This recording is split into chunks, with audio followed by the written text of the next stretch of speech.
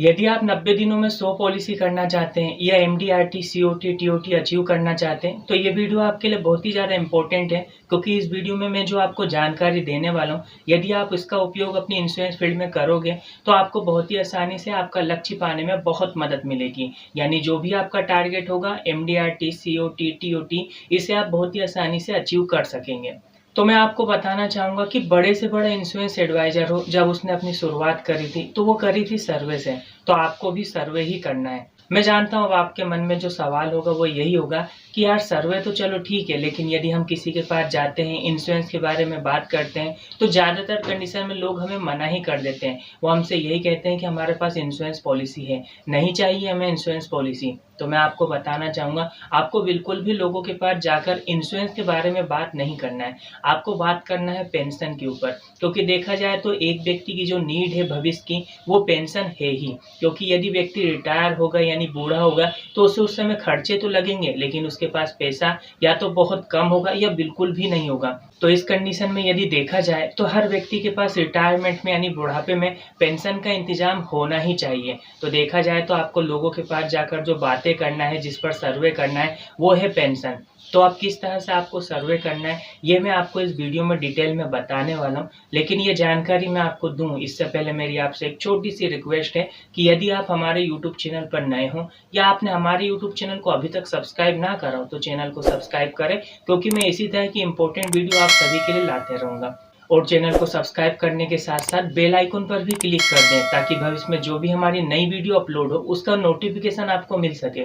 तो आइए बात करते हैं कि आपको किस तरह से सर्वे करना है। आप एक पेन और एक डायरी अपने साथ रखिए और अपने घर से बाहर निकल जाइए। आप जिस भी इलाके में सर्वे करना चाहते हैं, जिन भी दुकानों पे जाना चाहते हैं, जिन भी घरों में जाना चाहते हैं, आप वहाँ जाइए। और जिस भी दुकान पर आप जाते हैं, जिस भी घर आप जाते हैं, तो वहाँ पर सबसे पहले अपना एक छोटा सा इंट्रोडक्शन दीजिए। आप उनसे कह सकते हैं, भैया मेरा नाम अवधेश उपाध्याय, मैं एक फाइनेंशियल एडवाइजर हूँ और अभी मैं एक पेंशन प्रोजेक्ट पे काम कर रहा हूँ, जिसके लिए मुझे अभी आपका सिर्फ 2 मिनट का समय चाहिए। तो क्या मैं अभी आपसे 2 मिनट बात कर सकता हूँ? अब दोस्तों, जब इस तरह से आप किसी व्यक्ति से कहोगे, तो ज़्यादातर कंडीशन में व्यक्ति आपको 2 मिनट का समय दे देगा, क्योंकि आपने कोई बहुत ज़्यादा समय उससे नहीं मांगा है। और यदि आप व्यक्ति के पास गए, उससे पेंशन के बारे में बात करना चाहते हैं और अच्छे से आप तैयार होके गए, तो व्यक्ति आपको मना नहीं करेगा। वो आपसे यही कहेगा, हाँ ठीक है, आप कहो क्या कहना चाहते हो बताओ। तो इसके बाद आपको उस व्यक्ति से कहना है, भैया जिस तरह से गवर्नमेंट जॉब वाले जो व्यक्ति होते हैं, जब वो अपने काम से रिटायर हो जाते हैं, तो उन्हें गवर्नमेंट की तरफ से पेंशन दी जाती है, जिससे कि उनके आगे के जो भी खर्चे होते हैं उसे वो बहुत ही आसानी से मैनेज कर पाते हैं। देखा जाए तो भैया मैं जिस पेंशन प्रोजेक्ट में काम कर रहा हूँ, उसका उद्देश्य भी यही है कि ज़्यादा से ज़्यादा लोगों को उनके रिटायरमेंट में पेंशन मिल सके, जिससे कि उन्हें कभी भी किसी के सामने हाथ फैलाने की आवश्यकता ना पड़े। वो हमेशा सर उठा के जिए, एक सम्मान का जीवन जिए, उन्हें कभी भी किसी भी तरह की आर्थिक समस्या का सामना ना करना पड़े। तो भैया देखा जाए तो रिटायरमेंट में यानी बुढ़ापे में खर्चे तो आपको भी लगेंगे, तो यदि उस समय आपको भी गवर्नमेंट पेंशन मिले, तो क्या आप इंटरेस्टेड हैं, क्या आप लेना चाहेंगे?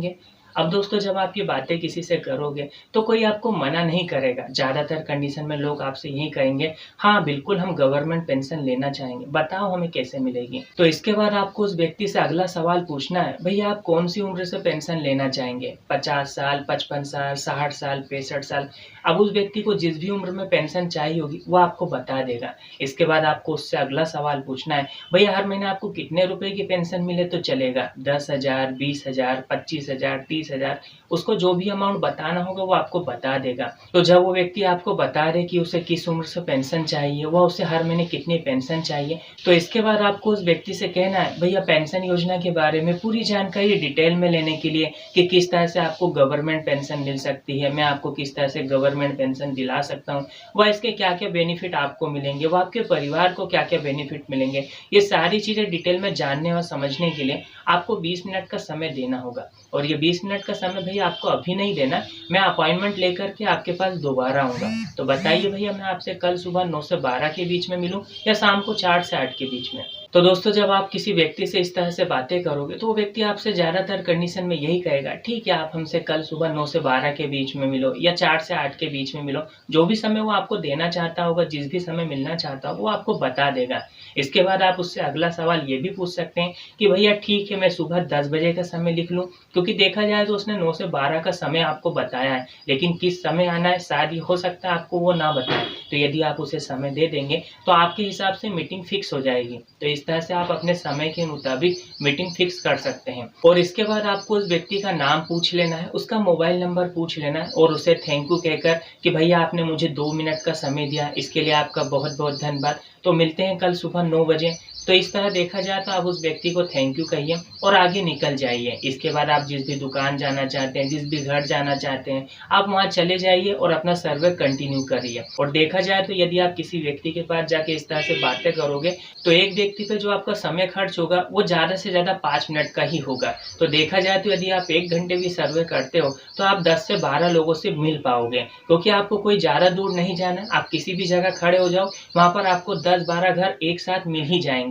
और यदि आप किसी मार्केट में जाते हैं तो वहाँ पर आपको 10-12 दुकान एक साथ मिल ही जाएगी। यानी देखा जाए तो किसी भी जगह जाकर यदि आप 1 घंटे भी सर्वे करना चाहें तो कर सकते हैं। 10 से 12 दुकानों या 10 से 12 घरों का सर्वे आप बहुत ही आसानी से 1 घंटे के अंदर कर सकते हैं। तो देखा जाए तो यदि आप इस काम को ज़्यादा समय के लिए करते हैं, यदि आप दिन भर में 2 घंटे या 4 घंटे देते हैं, तो आप ज़्यादा से ज़्यादा लोगों से मिल पाओगे। और जितने ज़्यादा लोगों से आप मिलोगे उतनी ज़्यादा आपकी मीटिंग फिक्स हो जाएगी। और जब आप मीटिंग में जाओगे तो वहाँ पर आपको क्या बातें करना है, किस तरह से उस व्यक्ति को समझाना है, ये सारी चीज़ें तो आप पहले से ही जानते होंगे। फिर भी यदि आप ना जानते हो तो आप नीचे कमेंट बॉक्स में लिख दीजिएगा, मैं उसके ऊपर डिटेल में वीडियो बना दूंगा। तो उम्मीद करता हूँ कि आपको वीडियो काफ़ी पसंद आया होगा और आपने इस वीडियो से बहुत कुछ सीखा होगा।